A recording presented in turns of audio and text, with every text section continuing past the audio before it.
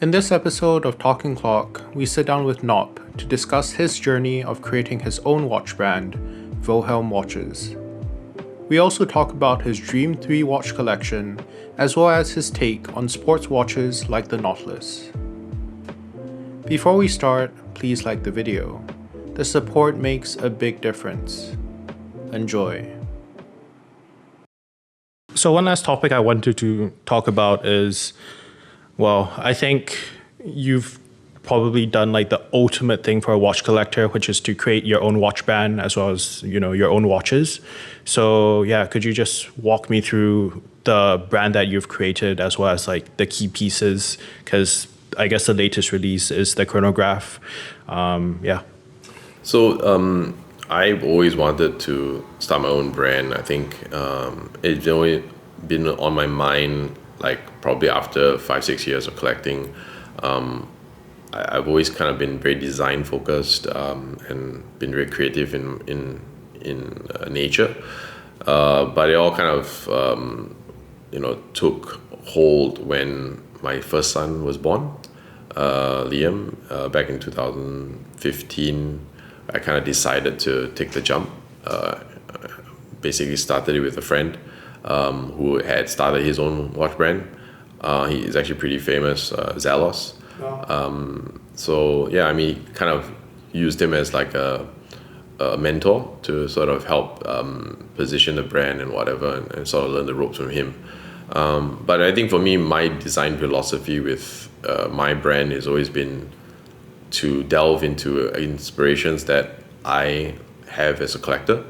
So at the time when I first started, first watch was the Elemental, which is basically like, for me at the time, I was big on AP, big on all the different watches that experimented with materials. So the Elemental had ceramic bezel, sandblasted titanium lugs, and a forged carbon mid case.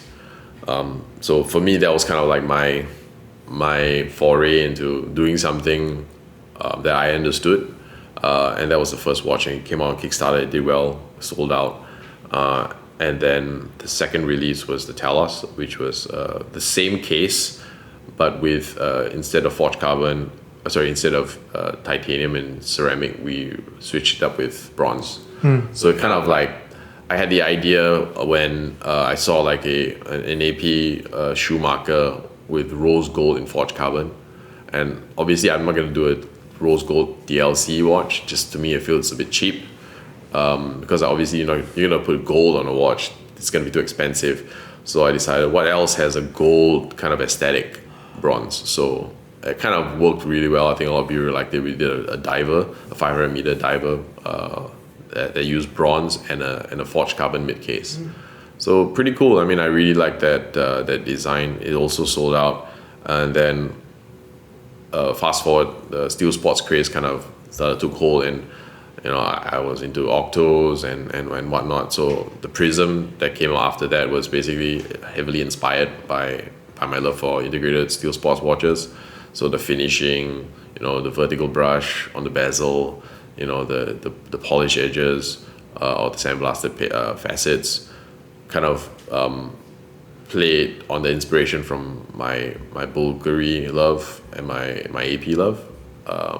So that was kind of my homage, my ode to the steel sports craze. And then now with the Bi Compacts, that's kind of like my love for retro inspired vintage watches. But obviously you don't want to, like for me, I've always been worried about buying vintage because it's a rabbit hole that you're scared to go into. You don't know what's Franken, what's original, what's been doctored and whatever. And wearability and keeping up my lifestyle is important. So you're worried about the watch getting damaged by water or humidity in Singapore. Yeah. You either make something that's retro inspired but modern, with modern finishing and modern touches. So that's kind of been my progression. For me, I come as a collector first. I always take it as like, what would I like to wear as a collector, rather than how much money can I make with the brand. Because I think if you really want to do that, then you just create an OEM sub and just slap a brand name on it and sell it at the cheapest price possible to get a money grab, or just pick off the OEM designs that the factory has. But for me, I've always tried to design my own cases, design my own dials, design everything from scratch, which incurs a lot more cost. Right. But I think it's coming from a passion angle rather than a monetary angle. And I think that translates. A lot of people who support me, they know that it's really about the passion for watches first. Yeah, and I think you can see it in the designs. So I want to ask, what is the most challenging thing in terms of creating these watches as well as your own brand? Because I was talking to another sort of like Singapore micro brand founder, and he was mentioning how tough it is to even design a bracelet. Right. Not only, to produce them, you have like minimum quantities and stuff, but, to get something that is original, that is still nice, wearable, and a lot of concern. So when designing, you've come out with quite a few watches now, which I think is a real achievement. Yeah. What is like generally the hardest thing? I think for me, you got to think about what is your objective when setting out this brand, right? I think if you're really thinking about trying to make a quick buck, then it's gonna be very challenging, because you're always thinking about how much cost am I going to incur. Obviously, you're not just spending freewheely, right? Like, you're not just spending for the sake of spending. But I think for me, my North Star has always been, what would I want to wear?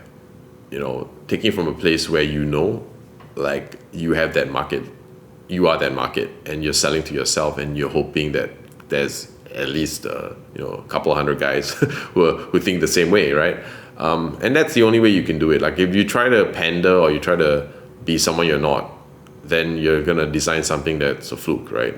That's gonna screw up for sure, because no one's gonna it's not gonna resonate. If you can't even sell it to yourself, then how are you gonna sell it to other people? You gotta believe in your product, believe in what you've come up with, right? So for me, like, honestly, in the micro brand space, everyone's always gonna go like, oh, why don't I just buy a Tissot? Why don't I just buy like a Seiko?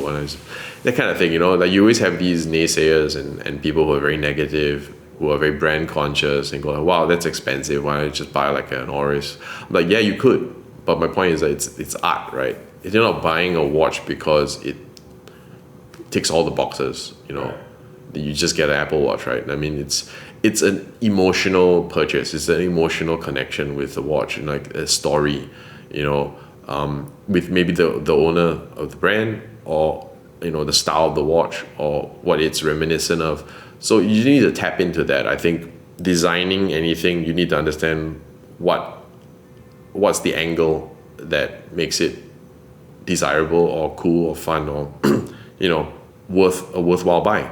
I think if you're thinking purely from a monetary perspective, then I really can't help you, because for me, I'm not in it for the money. I'm in it for the passion. I'm in it for an expression.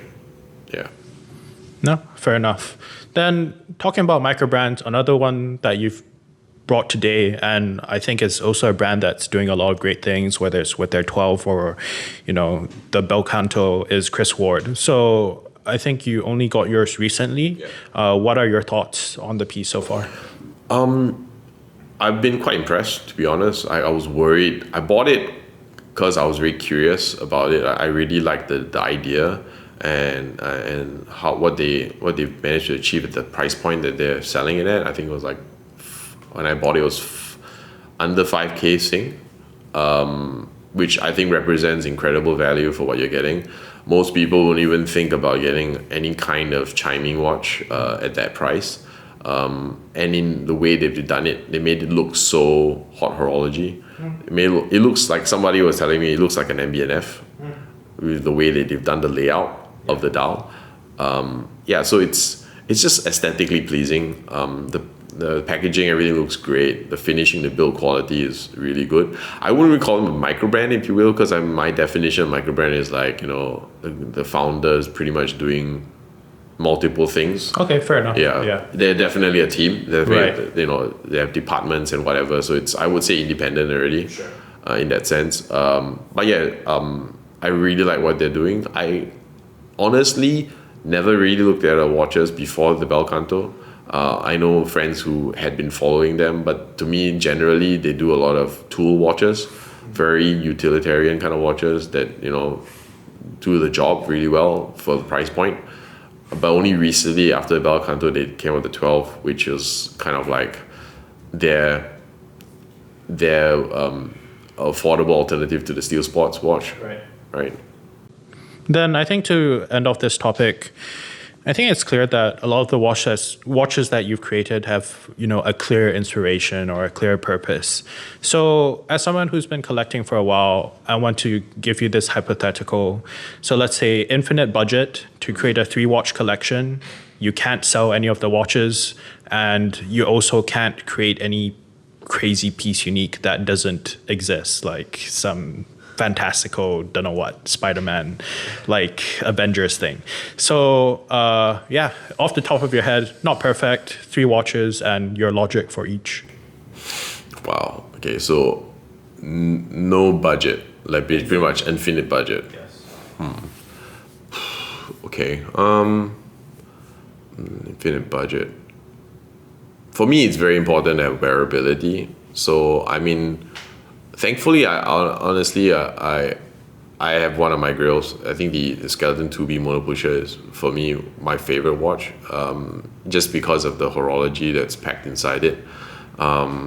So that kind of stands up against any of the dream stuff that I would want to get. I think, let me think, good question. For me, I really like the Skeleton ceramic double balance.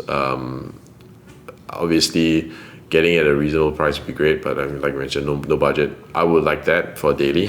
You wouldn't get the perpetual Skeleton? Like, I think we had this conversation. I think it can be a little bit crowded. You know, it looks cool, but you probably can't read it. I think aesthetics-wise, I think the double balance looks better. Yeah, so I mean, for me, I've always been very pragmatic about stuff. I think the long-term serviceability of that watch is also a bit scary for me. I think a double balance probably be a lot easier to take care of in the long run because it's just time only. I think probably something from mb&f, maybe an EVO, an LM Perpetual perhaps. I don't know, something with a cool dial. I can't wear the EVO because it's too thick for my skinny wrist. Yeah, the flare it bugs me to the help. flare. Yeah. Probably a Perpetual LM. Interesting. I think I've really liked the idea behind it. It's just I've never had enough wrist time with an LM Perpetual to really know that this is the watch I'd get eventually. But just on paper, and also the brief exchanges with some collectors that have let me try the LM, it's been refreshing. It's looked nice. I just don't know, over a long period of time would I get bored of it, or it's just kind of like very superficial understanding of the watch, but it looks kind of cool. Price wise nowadays it's getting a little bit crazy, so I don't know. What else? The third one probably would be Crivia. I don't know. Interesting. Yeah. I mean, it's so far away from what I could even fathom, but just I guess the idea of something that you don't know enough about but just looks super super duper cool and probably unattainable is kind of alluring. No, fair enough. Actually, just one last thing I wanted to get your thoughts on. Of course, you've had so much experience with the Royal Oak Agenta design. Have you ever thought about a Nautilus, or what's your take? Good question. I dabbled in Nautiluses probably back in 2014, I think, or 15 at the time. I remember this was when they were still fairly affordable. I owned the 5712 at one point. Oh wow, a bracelet. Yeah, on steel. Oh wow. Yeah. Okay. I liked that more than the 5711. Yeah, fair. And I had a 5980. Wow. On with the black dial. And I bought that. I think it was like 50 grand for the black dial. I think the 5712 was 34K when I bought it. This was for forum days. It was really affordable, and I really like the finishing on the dial, the detail. I mean, it looks so much better than the 5711. But I just felt it was, at that time, I was in my 20s, I think. Oh, sorry, like just turning 30, I can't remember. But anyway, back then, I felt that the design felt a little bit too feminine. Fair. Yeah, and too dainty for my liking at that time. I think now, older, probably give it a second shot, but unfortunately the market's moved away. So Well, it's moving back down, I guess. yeah, but anyway, you're not gonna get one at 34 or 50K. So Yeah, no. I mean, would I pay 100 grand for a Nautilus? Probably not, right? So I think those days are gone. It was fun while it lasted. It was a nice watch. It just felt too dainty for my liking. That's why I had this conversation with Kevin, of mutual friend of ours. You're either a more of an angular watch design guy or a curved watch design guy. So you like round cases, or you like squarish cases. So I'm obviously in the square case category. I think the only exception to the rule is probably the Parmigiani. That's kind of like won me over. It just because of the wearability. I dare say it's probably more. Some people would say more dainty than a Nautilus, but somehow it just works. I don't know. It just feels so elegant, but not in a overly feminine way. If you enjoyed this video, check out other episodes as well as my watch reviews. Thank you for watching.